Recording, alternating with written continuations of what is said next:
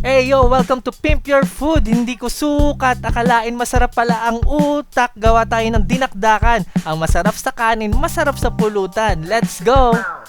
Ang gagamitin kong karne dito sa ating dinakdakan ay parteng maskara ng baboy. Ayan, may tenga, may ilong or nguso, ayan, may pisngi, yung parteng, basta isang buong mukha ng baboy. Tapos lagyan natin yan ng asin, paminta, laurel at konting suka. Tapos papakuluan natin yan sa tubig hanggang sa lumambot. Medyo damihan nyo yung asin, dapat maalat yung tubig kasi nga hindi naman natin yan titimplahan mamaya kapag ating nang inihaw. So tatakpan ko lang muna yan habang kumukulo, habang pinapalambot natin, maghihiwa na ako dito or magmamarinade na pala ako dito ng ating atay. Pwede kayong gumamit dito ng atay ng manok, pero atay ng baboy ang gamit ko dito. Hiniwa ko lang ng manipis, tapos yan, mamarinade na natin yan sa kalamansi at toyo para mababad na yan habang hinihintay natin lumambot yung maskara. Hindi naman yata ganyan yung authentic, pero masarap kasi yung lasa niyan, kaya i-marinate ko na. Subukan nyo rin. Ayan, haluin lang natin, tapos set aside, and then hiwain na rin natin itong ating mga aromatics. Yan, wala rin yatang bawang yung authentic, hindi ko alam, no, pero gusto ko kasi yung lasa niya, kaya maglalagay ako kahit na isang piraso. Ayan, hiniwa ko lang na maliliit, and then susunod ko na itong luya. Ito, importante itong luya. Ayan, kung ayaw nyo nakakain yung luya, pwede nyo lakihan yung hiwa, pero ako gusto ko kasi yan, nakakain yung luya kasi gusto ko yung kombinasyon yan sa kalamansi, parang kinilaw. Ayan, kaya nilitan ko yung hiwa sa aking luya. Tapos syempre, susunod dyan, hindi mawawala ang sibuyas. Medyo damihan na natin ng sibuyas, di ba nga? Parang yan yung ano natin, bawi natin sa pagmahal ng sibuyas. Damihan natin ngayon dahil ngayon mura na yan. Tsaka masarap naman kasi yan pag maraming sibuyas ang dinakdakan. Ayan, syempre susunod na natin dyan, pampaanghang. Itong siling berde or siling haba, hiwain ko lang na medyo, ayan, ganyan, pa-slant na mahaba. Kung gusto nyo mas maanghang pa, pwede naman kayong gumamit ng siling labuyo. And then ito, nilagay ko na yung dahon ng sibuyas, hiwain ko lang yan ng maliliit, tapos isasama ko na dyan sa sili kasi pagsabayin ko na yan ilagay. Masarap din kasi yung lasa niyan, lalo na kapag ganyan mga putahe na fresh lang, oh, ayan. Fresh lang yung mga sili, sibuyas, 'di ba? Hindi na kasi natin yan iluluto. Ayan, dagdag freshness yan daw ng sibuyas. Balikan natin tong pinapakuluan natin. After 40 minutes, malambot na yung maskara ng ating baboy. Naggawa lang ako ng space diyan sa gitna kasi ayan, lalagay ko na yung utak ng baboy. Yan, nilagay ko sa plastic kasi para di madurog. Ang mali ko lang dito, no, tinakpan ko, no, habang pinapakulan. Papakulan ko yan ng 10 minuto. Ayan, di ko nalagyan ng bukan ng konting takip kaya pumutok ang ating ang plastic. Pero buti na lang nag-set na yung utak ng baboy bago pa man pumutok, kaya yan, buo pa rin. Syempre, kung wala kayong mahanap na utak ng baboy, mahirap naman kasi talaga hanapin yan. Ang alternative na ginagamit natin is mayonnaise. Okay lang naman yun para sa akin, sa opinion ko, no. Hindi naman yun kasalanan kasi mahirap naman talagang humanap ng utak ng baboy. Yan, kaya mag-shoutouts muna ako sa Carol and Odon Meat Shop dyan sa Palengke, Cruz na Daan, San Rafael, Bulacan. Yan, dahil binigyan nila ako ng utak ng baboy. Shoutout sa iyo, EJ. Ayan, once na napakuluan na natin ang maskara ng baboy, hiwain ko na lang yan ng manageable pieces, tapos iihaw ko na. Tapos yan, makikita nyo, sinusunog ko yung mga natira pang buhok. Ayan, para naman din natin makain. And then, gusto ko dito medyo tusta yung may itim, no? Kaya ayan, hindi ko pa yan babaliktarin. Gusto ko may nakikita akong tusta kasi, oo, mapait yun, pero yun talaga yung hanap ko. Yung medyo may pait. Ayan, may pait dun sa masarap kasi yung nagko-complement yung smoky, yung konting pait dun sa asim, saka dun sa lasa ng luya, sibuyas. Basta ayan, masarap yun pag ganyan. Pag nag-ihaw kayo, try nyo, nalagyan nyo ng konting pait. Ayan, okay na yan, pwede ng panghango yan. Huwag na natin masyadong tagalan kasi luto naman na yan. And then sunod ko na dyan yung dalawang tenga. Ayan. Okay na, ganyan ang luto. Ayan, once na mahango natin yan, palamigin para mahiwa na natin. And then ito yung last na, itong ating na marinade na atay. Ayan, iiwan ko na yan para makapag-start na ako maghiwa. Ayan, hiwa. Sa hiwa naman, no, diskarte nyo na yan, dinakdakan nyo yan, kayo bahala kung gaano kanipis, kung gaano kakapal, kung gaano kalaki, kung gaano kaliit, kayo na ho bahala, dinakdakan nyo yan.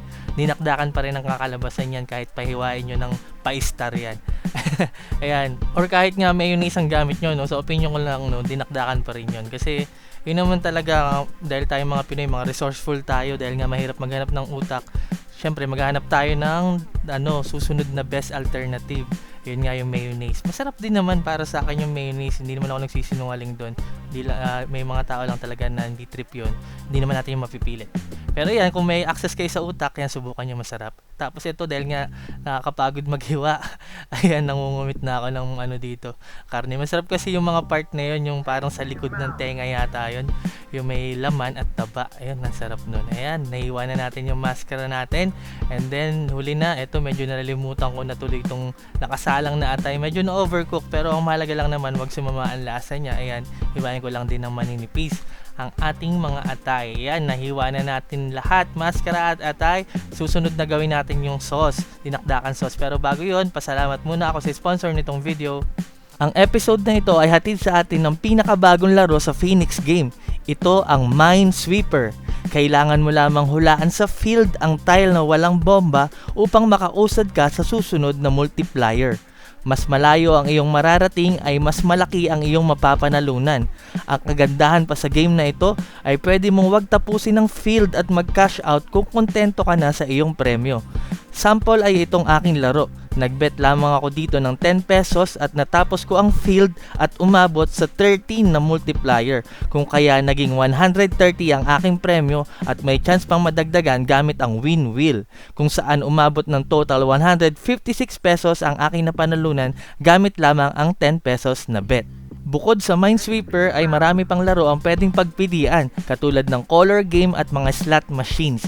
Nagbibigay din sila ng free coins para sa mga first time users. Madali lamang mag-download at register gamit ang iyong mobile number. Ilalagay ko ang download link ng Phoenix Game sa description nitong video. Maglaro at manalo sa Phoenix Game.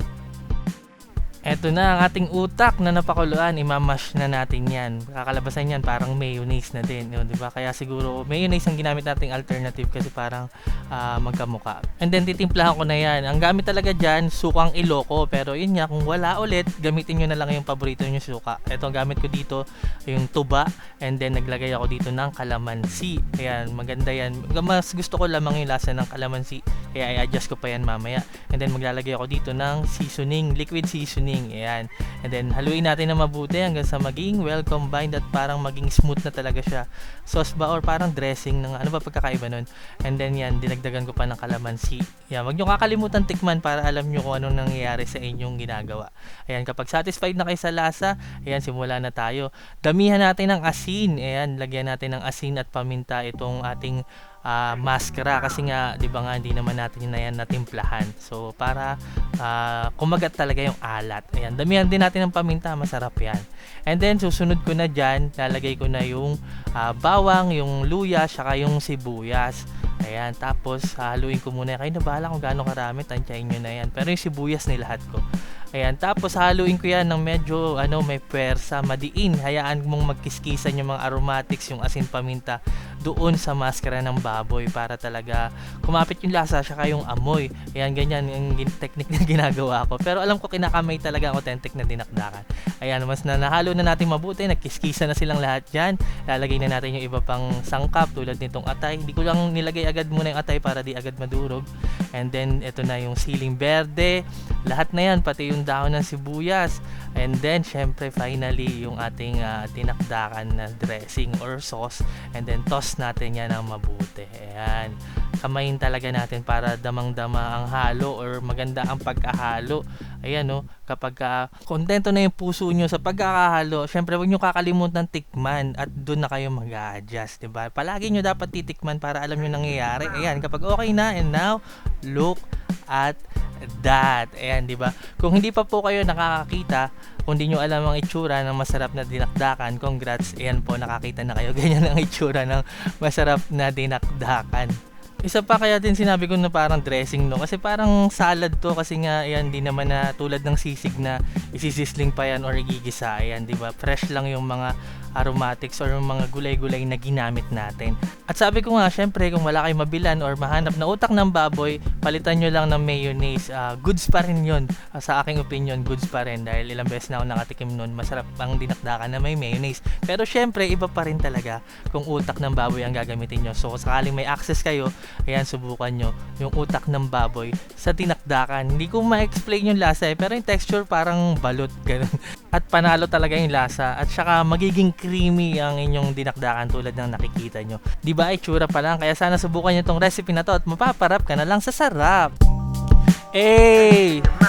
Tinamaan, sinabakan ko ng lamon itong dinakdakan. Sarap sa kanin, sarap pulutan, sulit ang pagod na pinuhunan. Basta my food, always in the mood.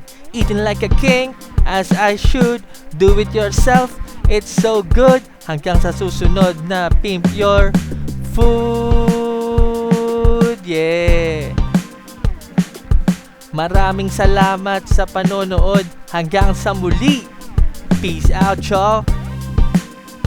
Sa wakas, nakapagluto din ng dinakdakan na may utak. Ang tagal ko nang nagke-crave sa ganito. Maraming salamat, Carol and Odon Meat Shop dyan sa Cruz na Daan, San Rafael, Bulacan. At nga pala, kung gusto nyo bumili ng shirt ko na yan, suot ko sa video, hanapin nyo lang yung link dyan sa caption, description at comment section nitong video.